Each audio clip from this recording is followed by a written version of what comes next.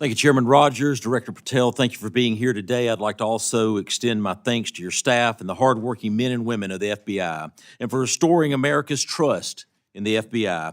I'd like to commend your efforts to move FBI personnel into the field rather than into the Beltway, where their work can be the most impact. Let me start by shining a light on my district, Alabama's 5th Congressional District, which includes Huntsville, Alabama, and Redstone Arsenal. The FBI's presence at Redstone Arsenal dates back over 50 years to 1971. Currently, FBI Redstone seats over 2,000 personnel and includes personnel from 20 of the FBI's 30 sections. Time and again, North Alabama has answered the call to support the FBI with a second-to-none workforce, state-of-the-art facility, and plenty of room for cost-effective and responsible growth. Director Patel, a few weeks ago, you visited Redstone Arsenal in my hometown. Could you share with us what you saw while you were there and the impression the visit left with you?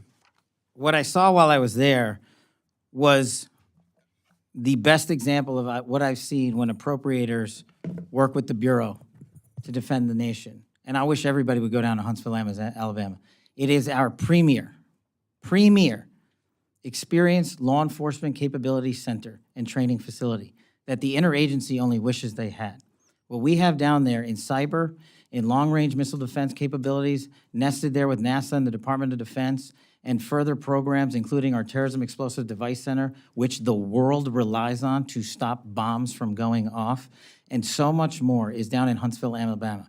And the reason it's there is because appropriators were brilliant enough to provide a space outside of Washington, D.C., to take a geographic footprint and save money instead of rebuilding here in Washington, to do it for half the cost in Alabama.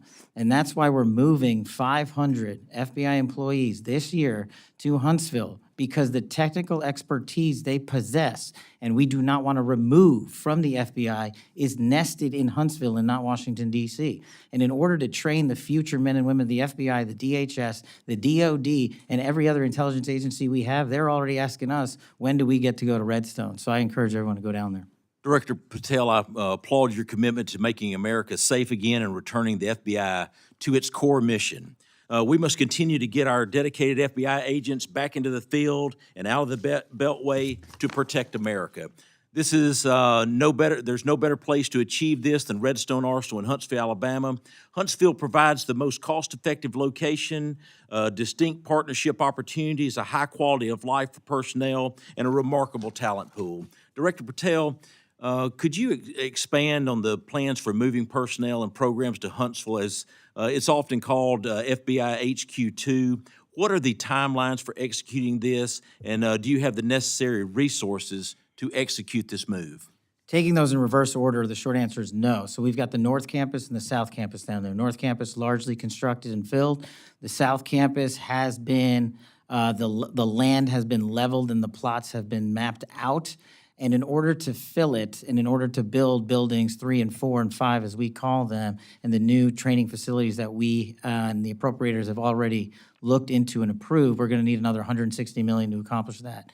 And once those buildings are built in the next 3 years, we will move another 13, maybe it's 1,400 employees down to Huntsville, because again, we are not removing them out of Washington, D.C. to remove them.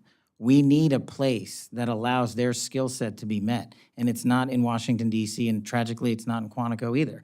I wish it were, because then we wouldn't move them. But that's what we're looking to build is for the future. It also gives us a landing platform in a more centrally located area of the country for these specialized teams to deploy out into the rest of America when something goes boom or when there's a tragic accident. So I am asking the appropriators not only for the $145-ish million to finish the build, but the $60 million for the O&M to keep the facilities up.